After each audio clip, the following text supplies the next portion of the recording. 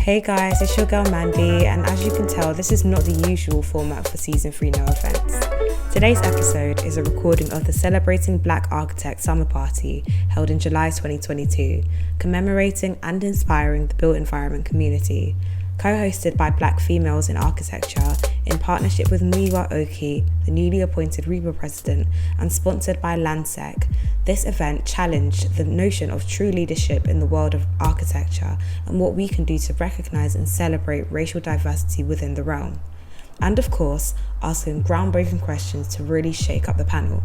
Speakers include Tara Balade, David Ogunmuyiwa, Jonathan Hagos, and Elsie Owusu, chaired by writer, broadcaster, and curator for Grand Designs, Kunde Barker. You can find out more about the speakers in the show notes. Now, it's time to sit back and enjoy the show. Okay, statistic. According to our lovely mayor, the construction industry brings into London £1.7 billion of income per annum. So my question was to Sadiq Khan, and I haven't got an answer to it yet.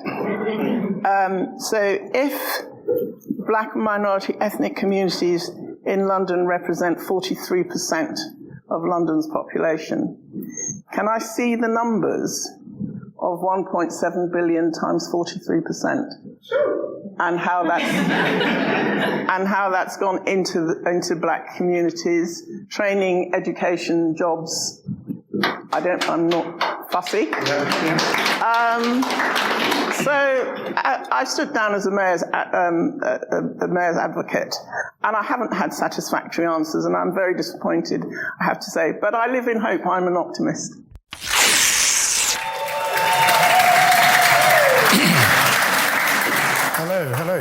Hello.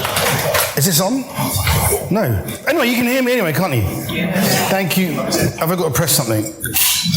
It does actually say push, so I should probably have read that.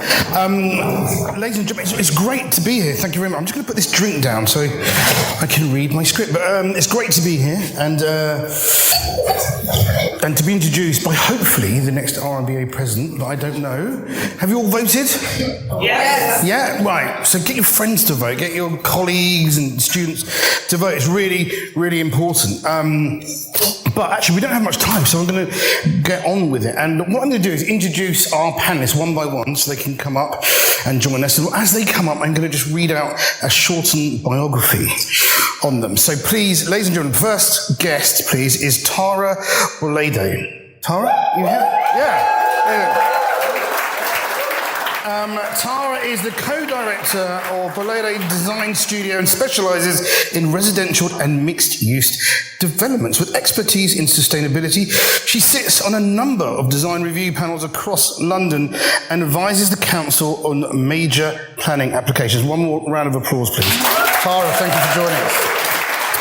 Our next panelist is Jonathan Hagos. Is he? Well, I'm assuming he's here somewhere. Jonathan, yeah.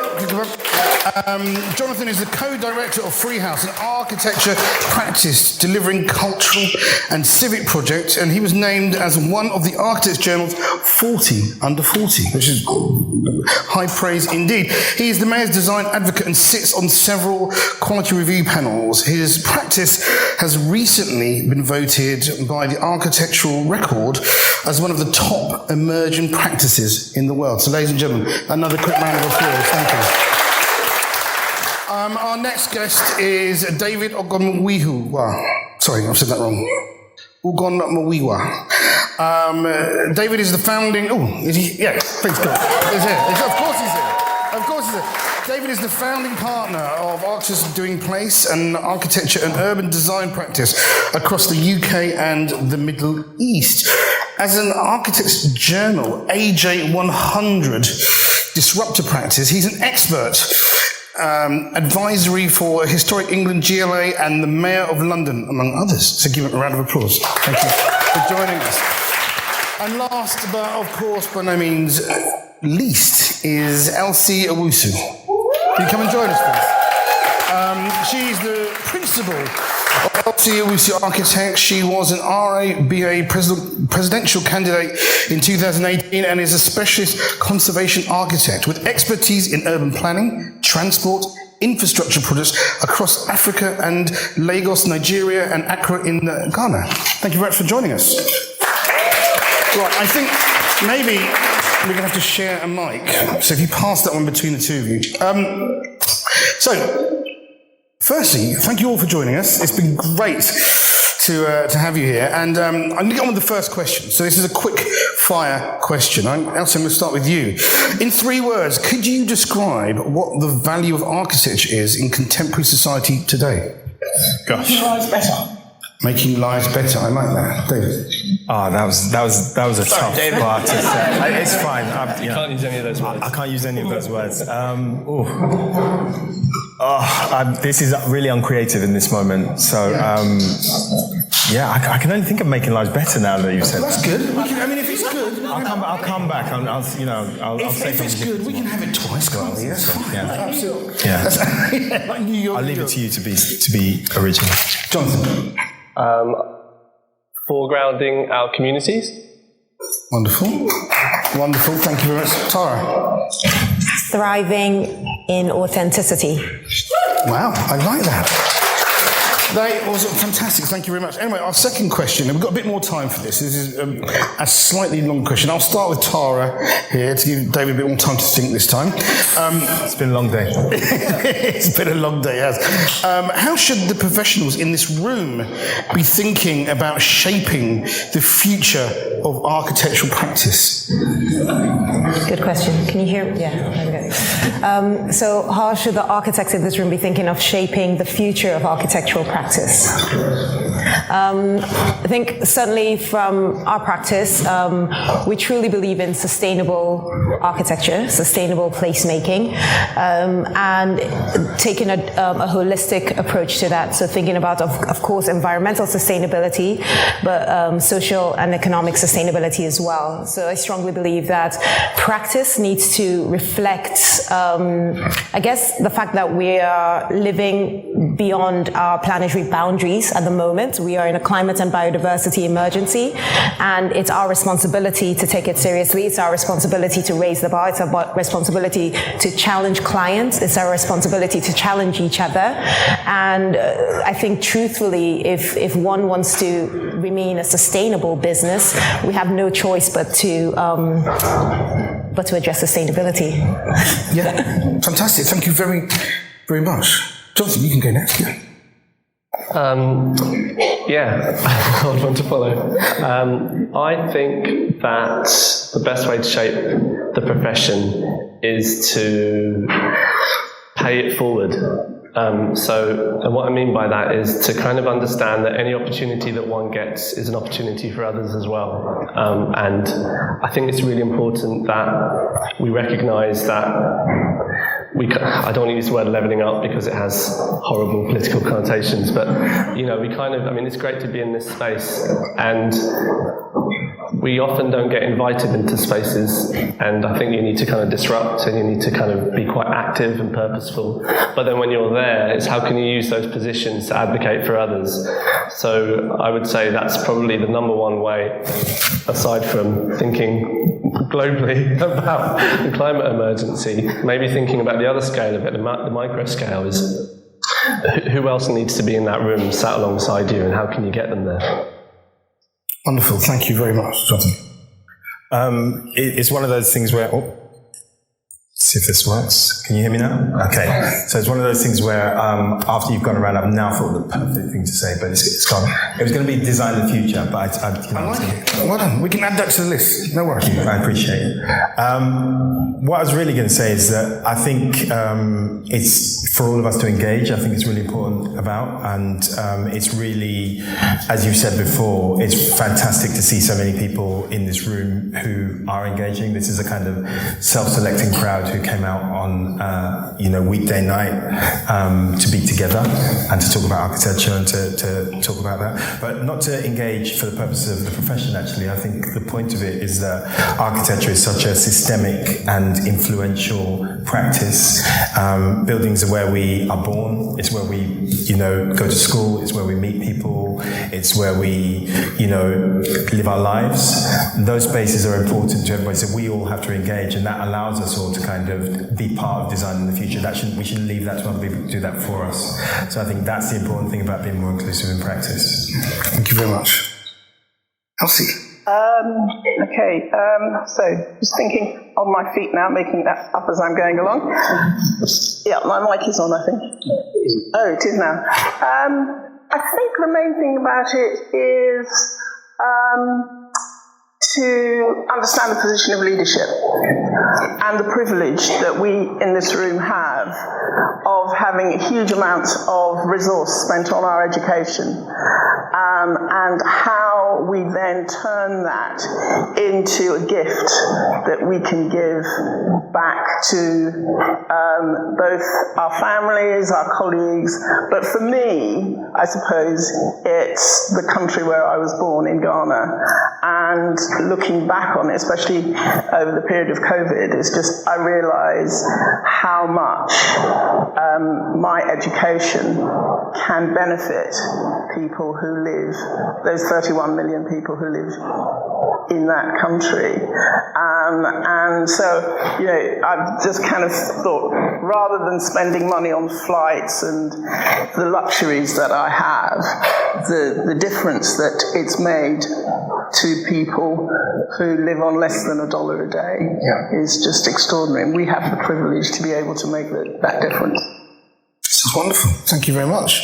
Our next question is about diversity. So what does diversity, equality and inclusion look like in the context of architecture in your careers? And what takeaway would you advise everyone of us to remember, or what action would you should we take? Tara, I'll start with you.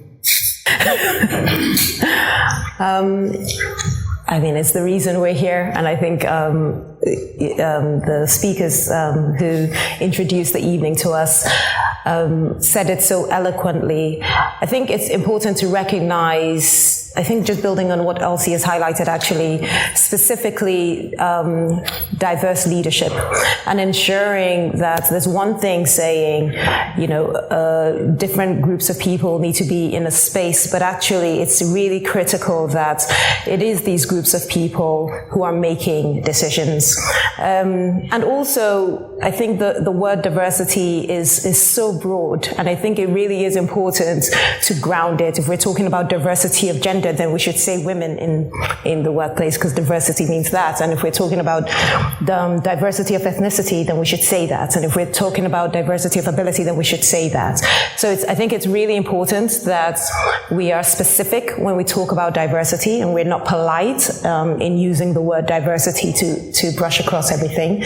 Let's be specific about who we need at the table. And from the other perspective, I think it's really important that we do not forget our power.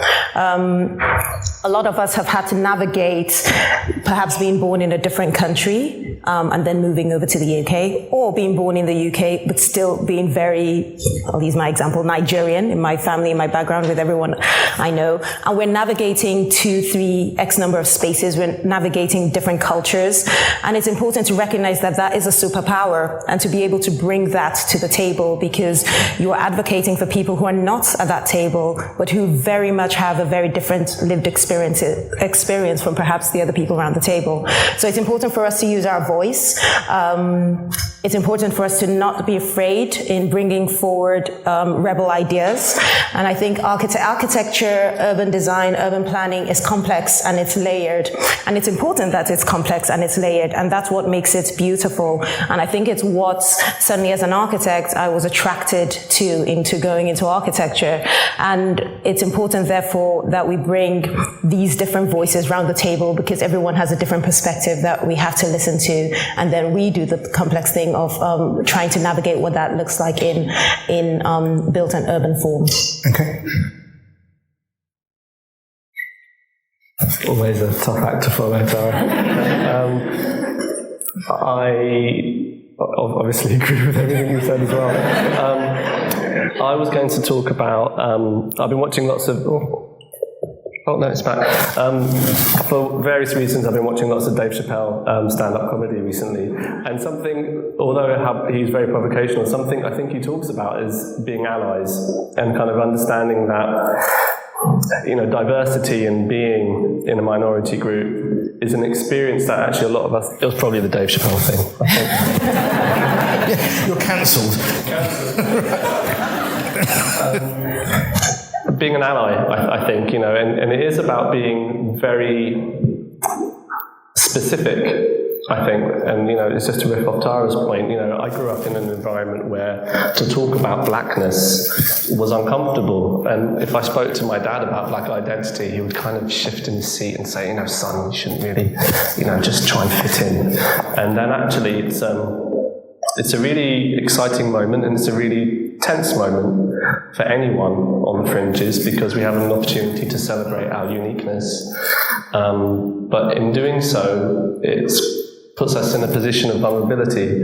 So I think when we talk about diversity and inclusion, I think it's really important that not only do we think about it from our own lived experiences, but that we can ally or be allies and champion others. And I say that from a position of kind of recently kind of filling out lots of EDI forms and thinking, you know, we're a great representative firm. And it's like, well, yeah, but actually we could do a lot more to kind of welcome people with broader mobility needs. We can do a lot more to welcome people with neurodiverse needs. You know, we don't do enough there. So it's really important to be really specific. I mean, this is Tara's point, effectively, and I'm kind of repeating it sadly, but, you know, it's just such an important one. You know, EDI, diversity, these are words that are overused, and they can sometimes be tick box exercises, but it's really getting into a sense of what does it mean to actually understand someone's experience. I might use that one because I'm proper. Don't talk about Dave Chappelle. Yeah, Dave Chappelle. I'll just throw in a few jokes somewhere along the line. I think to build on what's already been said, I think it's the same thing. It's really interesting to me being on this panel, because I think the people on it are really kind of particularly impressive and interesting. And I think one of the things is about diversity is how hard one it is to even be able to have the conversation. That's sort of what you were talking about as well. So on the one hand, it feels like it's a kind of imposition and a kind of generic term that we're all having to grapple with and deal with. But I'm really conscious of the fact that generations of people, we're all aware of it through our families, through our kind of networks, have had to fight to gain even that little kind of aspect of it.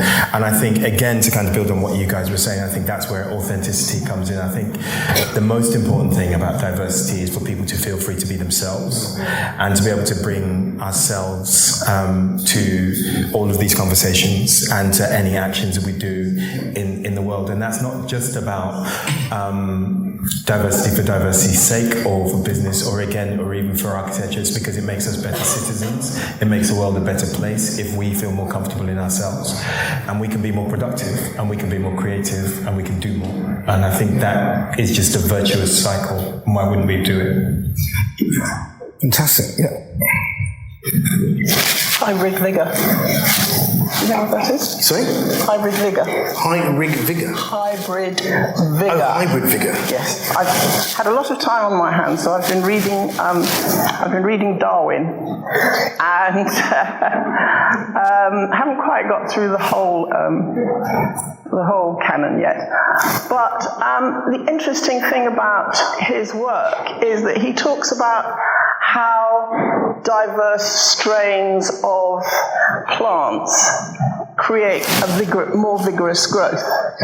So if you have the same thing and you keep repeating and you keep repeating it, actually the quality of the life of the thing reduces. And the way of boosting the vigor of a plant or an animal is to add diversity to it.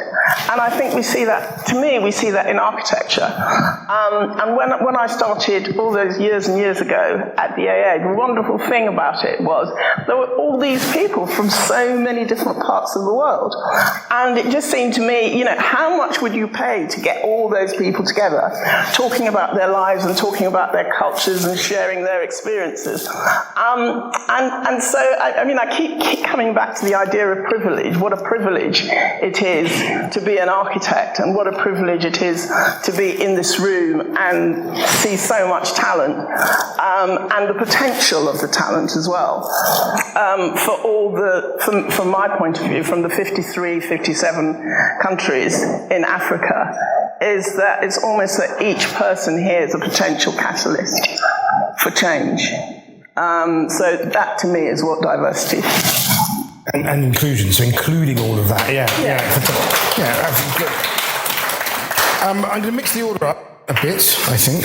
And Jonathan, you go first, so you don't have to follow Tara. This is about sustainability, and it's about, what does sustainability look like in the context of architecture and our careers, and what takeaway advice would you give to anyone here to remember that? And I guess also, are there any exemplar projects either you've worked on that you've seen that really kind of encompass what we should be thinking about when it comes to sustainability? I'll speak from the position of our practice, I think, because although we have environmental specialisms in our practice, I'm a co-director as a Passive House certified designer, we sadly haven't had many opportunities to implement it to the level that we'd like. And so we've had to be quite dexterous to think quite expansively about what sustainability means to us as a practice. And so I'm going to make some space for others to talk about more kind of sustainable credentials that they've implemented in their projects.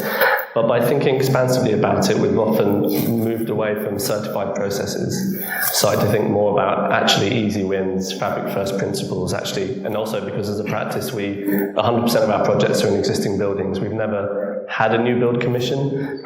And in a way, I think now moving on, we probably don't want one, because actually there's a lot of joy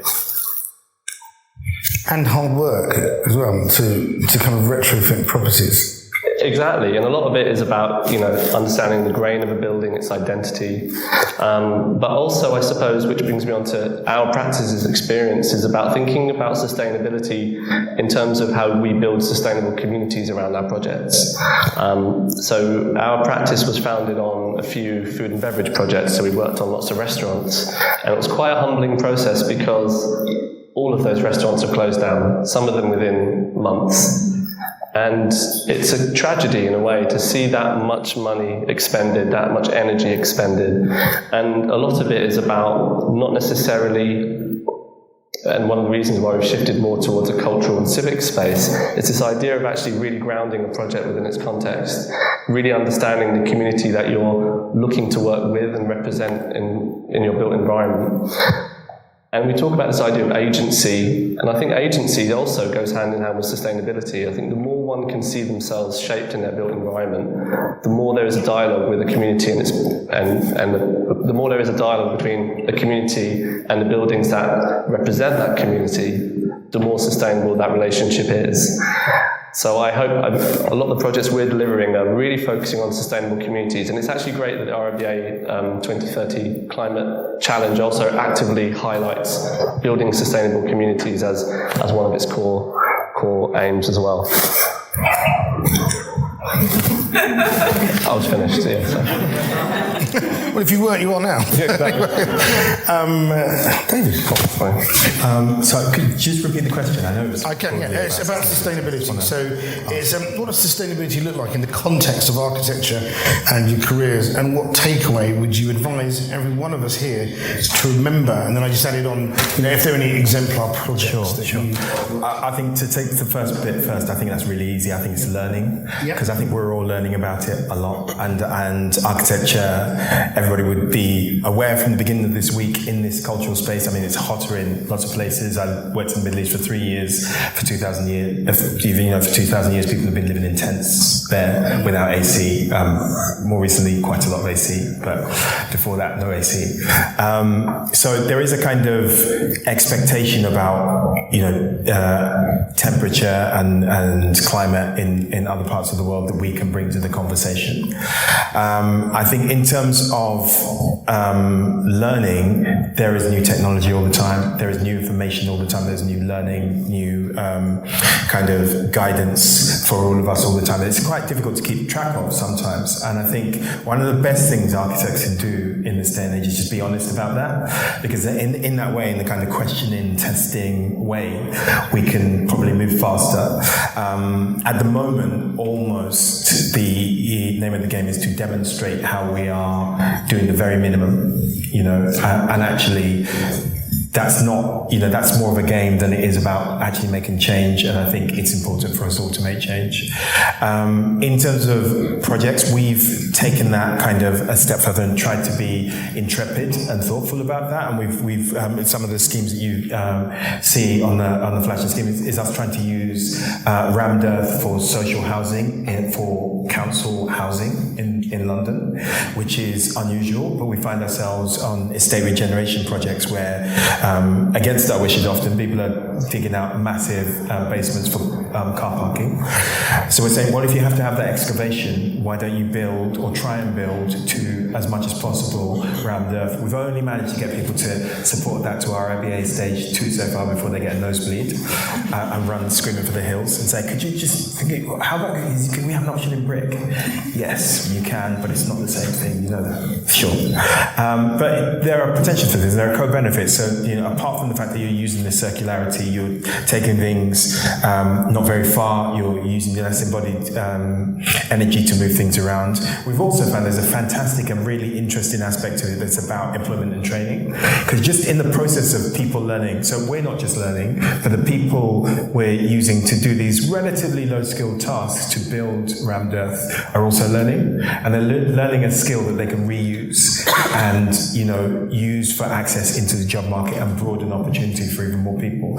So we're just trying to find as many ways as possible that we can get as many advantages as possible from this. And we've also just done recently an exemplar project with Assail Architects and Bell Phillips and Department of Levelling Up and Housing and Communities. It's a really mouthful, that department. Looking at how we can demonstrate designing something from circular principles from the get-go, so that you can have a number of use classes in a shell of a building that can be used again. So first of all, we want to keep it around for about 200 years, rather than the 30 years kind of regeneration cycle that we often have at the moment. But then when it is dismantled, it can be used again in different ways. And that's kind of the idea that we're trying to go towards and move towards and have a real impact. Okay, thank you very much. Elsie? Just thinking about some of the work that we're doing at the moment, which is working with artisans in Ghana and artisans in the UK. So just if I give you an example, the village that we're working in, which is not far from Selasi's home village, people lived in houses with thatched roofs, and the thatch lasts for 3 years.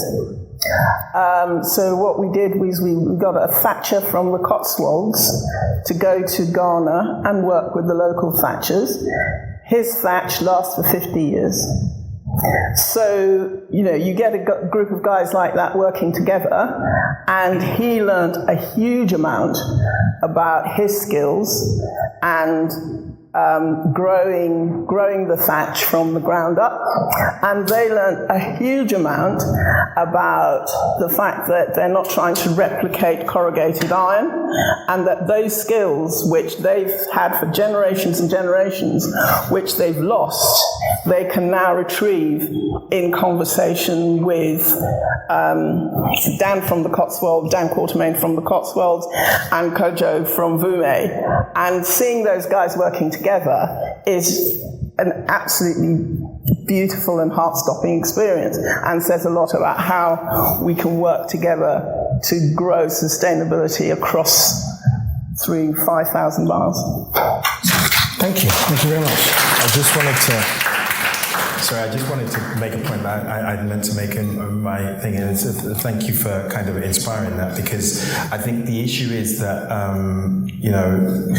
climate change is an issue that affects people with less more often, and it affects people of colour all over the world more than it affects people with already resources. So it's actually it's a real issue that everybody in this room should be, and probably are, concerned with, and try and find solutions to as well. We're part of the solution long term. Yeah, well said. I couldn't agree more. Tom. Everyone said a lot, so I'll try and build on this, and that's just maybe to highlight that there's space at the table, particularly with this sustainability, climate change conversation. There are many rooms that I'm in, and I'm often looking for you lot, and I can't find us, and that's not. There's a host of reasons for that, but I think it's really important that we are in the spaces that we need to be, and I say that specifically because I'm going to get this stat quite wrong, I'm sure, but I think it was 72% of those who passed away during COVID came from Black and Asian minority backgrounds, specifically linked to air quality and poor air quality. And if that number doesn't scare you, it really should, because it means that every single time I'm around the table, I'm having that stat there, and I know who I'm advocating for. And I dread to think of the tables that we're not around, that conversation is not being had. So I think it's really important that we recognize that there's space at particular tables that we need to be in. Whether it's kicking down doors to be in those spaces, it's really critical. So I think for the sustainability conversation, coming back to being specific, is recognizing how it affects us and those who are beyond this room, and ensuring that we're responding accordingly, particularly when it comes to points like air quality. Wonderful. Thank you very much. Penultimate question. Quite a few of you are part of the Mayor's Design Advocacy Programme. How do you think the learnings here could be applied across the UK, and what advice would you give to those listening in the region or internationally, passionate about making an impact in their built environment? Elsie, I'll start with you this time. Okay, statistic. According to our lovely mayor, the construction industry brings into London £1.7 billion of income per annum. So my question was to Sadiq Khan, and I haven't got an answer to it yet. So if Black and minority ethnic communities in London represent 43% of London's population, can I see the numbers of 1.7 billion times 43%, and how that's gone into Black communities, training, education, jobs? I'm not fussy. So I stood down as the mayor's advocate, and I haven't had satisfactory answers, and I'm very disappointed, I have to say. But I live in hope. I'm an optimist. Good, thank you. Tara. So how MDAs, how the work we do as MDAs can be replicated around the world. I think it's really difficult, so I'm going to answer a slightly different question, which is, or rather, have a different response, which is just to highlight the power of people like Elsie and David here today, and recognizing that a lot of us in this... Tara. Don't leave yourself out of the equation. And recognizing that a lot of us are in this room because of all the invisible and visible work that they've done. And so the work that people like them get to do in being MDAs, I think it's incredibly powerful because it continues to inspire us to become leaders. It continues to inspire us to run practices and run them excellently. And luckily enough for us, we literally have access to them. So I would say that's the real impact of having people like Elsie and David as MDAs, because we get to learn from them and hopefully create better places to live. Wonderful. Thank you very much. Thank you. Jonathan, I'm afraid you're going to have to follow Tara. Yeah. So, like Tara, recently become an MDA this year, and it's been a really eye-opening experience. I think being in a civic space, I think, is quite a privilege, and it's a privilege I'm kind of starting to understand a bit more. In terms of, I'm a Londoner through and through, and I have had some insight to living in other cities, but I do think there is, if I compare, our practice has worked in Germany quite a lot, and I think there are some interesting discrepancies, I think, when you look at how the English economy sits side by side with, say, the German economy in terms of the spread of wealth across the country.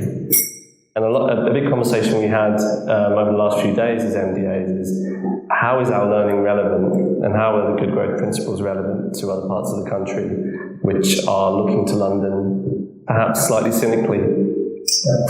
And I think it's really important that we kind of carry humility with us, that we kind of, again, that's going back to lived experiences, understanding what it's like from the other perspective. And I think there's some great things being done in London, quality of housing, for example, although it's not as universal as we'd like, things are improving. But it's how we take those principles and how we can make them accessible to others. Although there is a clear London focus in the way MDAs work, I think it is important that we think about it globally. Locally, nationally, and globally. I think there's a lot of learning to be done, and a lot of reciprocation that can be done as well. So I think it has to be about knowledge exchange fundamentally. Fantastic. Thank you very much. David. I think, there's so much to say kind of in response to what's been said by everyone, but I think one of the innovative things about the MDA process, and I think it is innovative, I think it was a game changer about, personally, I would say that I got made a design advocate 5 years ago, and it completely transformed my life in terms of how I could be purposeful and contribute, and I think that was really important and part of that. And I know the mayor isn't as popular with everybody, but I think it was a radical and difficult act for him to be able to appoint people that no one had ever heard of to those roles. And I would also, it is really, really important to acknowledge, and thank you for what Tara said, but there was a person who was being an MDA for approximately 25 years by herself, alone, in the press, which is Elsie. Literally. And now there's a plethora of those roles. So there's the MDA role, which is probably the kind of most prominent one, but there are lots of others. So I see Pedro Gill over there, who's a member of the Mayor's Commission for Diversity in the Public Realm. And there are other people who are members of other mayoral bodies. And the purpose of this is that we're supposed to be kind of, we have the license to be the stone in the shoe of the institution. There's a lot of institutional stuff that tells you what you can't do. In lots of organizations, there are many people, through no fault of their own, but they have enough power to tell you no. They don't have enough power to say yes and press a button. They have enough power to say no. And sometimes they even run the building. You don't know that the person 2 doors down is actually the person you need to speak to about stuff. So to have the opportunity to bypass that and to hack the system and come up with great ideas and to implement them fast and think about them is really important. And I think actually London already does that. Everybody in this room will be aware that when you go abroad, people, without actually knowing so much about London and what a cultural space is and how difficult it can be, are enthralled to London. People love London all over the world. I've worked on 3 continents, and everybody everywhere basically loves you because you're from London, right? It's a really easy, you just have to open your mouth. The privilege, I understood what privilege meant and why people like it, because to talk loudly and confidently in English abroad and be given stuff and like, wow, you should respect me, but you don't know me yet, right? Is a thing to behold. So people love London, and London trades on that, and for the benefit of all of us. And exactly the point that Elsie made. If London trades on that, then that benefit, that prosperity should be for everybody. It should be access for everybody. It should be open for everybody, because that makes London better. And the analogy I make is that it's not a zero-sum game where if I have a bit more of the pie, somebody else has a bit less of the pie. If everybody can bring their own productive capacity, there is just more pie. Yeah. Well said. I mean, that's fantastic.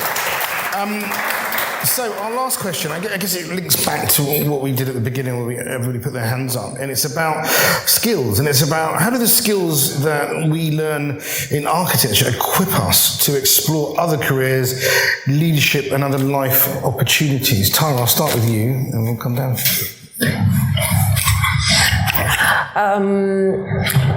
Architecture allows us to, I think, give great narratives. We're always bringing people on a journey. I think when we recognize that local people are the experts in their area, and we might be the professionals who guide an outcome, I think architecture gives us a great skill to be able to dream big, to be able to communicate great, ambitious, innovative ideas. And I think, architects, I feel, are eternal optimists, and it's important to have eternal optimists in the world. So, I think narrative is what I'll take. Wonderful. Thank you very much. Jonathan, yeah. I've taken a long time to kind of value being an architect, and I've had a lot of time to reflect on it. And I don't think my initial journey into architecture was a very pleasant one. Educationally, I found it very, very challenging. I found a lot of comfort in professional practice more than academia. And actually, I spent a lot of time doing things other than architecture. I spent a lot of time filmmaking, documenting the refugee crisis through sub-Saharan Africa, talking about the Eritrean refugee experience through film, a lot of time working across lots of different means. And actually, through doing that, I realised actually one of the greatest gifts of being an architect is the agility through which one can work.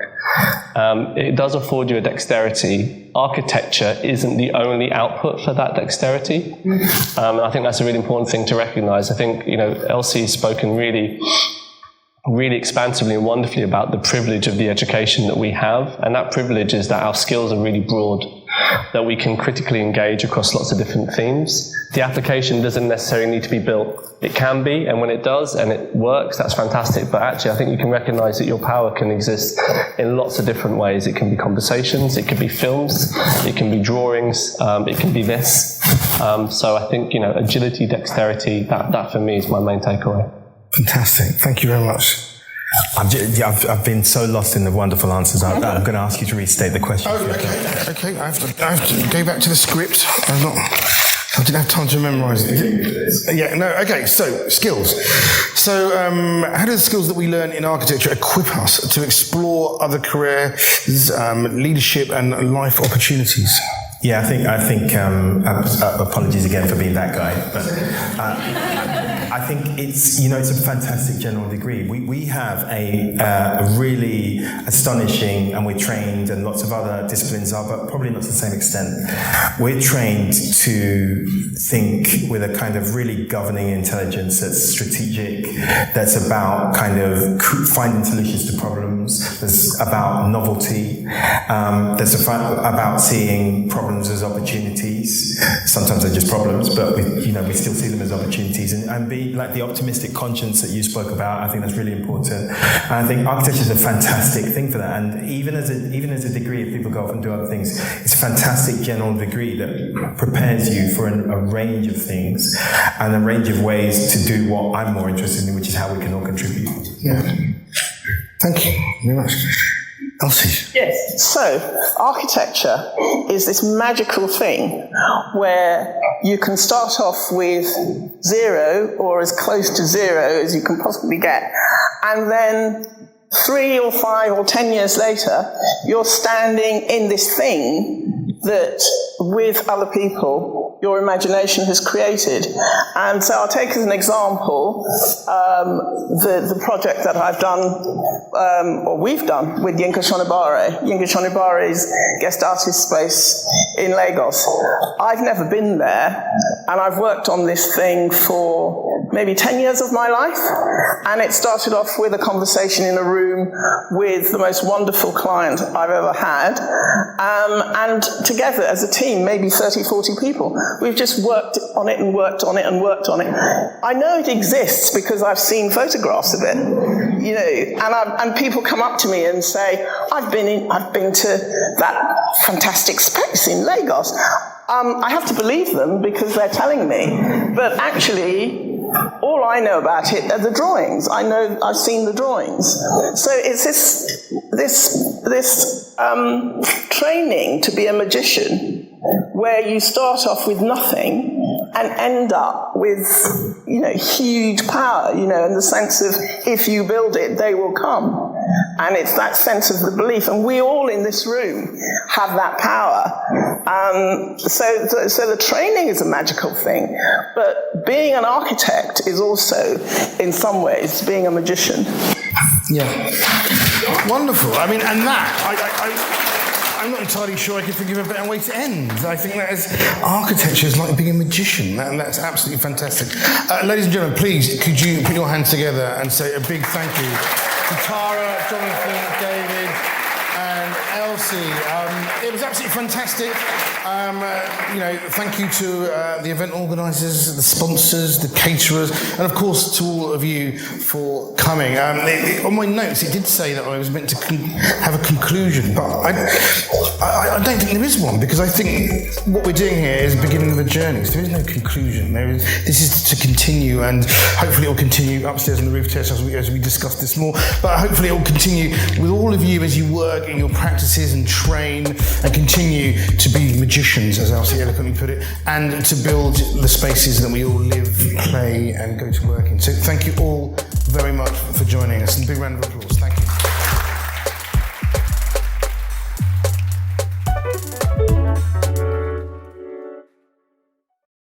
Just felt awkward, and I think when you're put in a position where you're almost like backed into a corner, you're like, how do I answer this question? Like, as they feel protected, now you are exposed. But I chose to do this, and I love what I do as my religious practice. Why do you feel sorry for me? Listen, I don't know many black architects, but who cannot tell you that you're going to be the next black architect?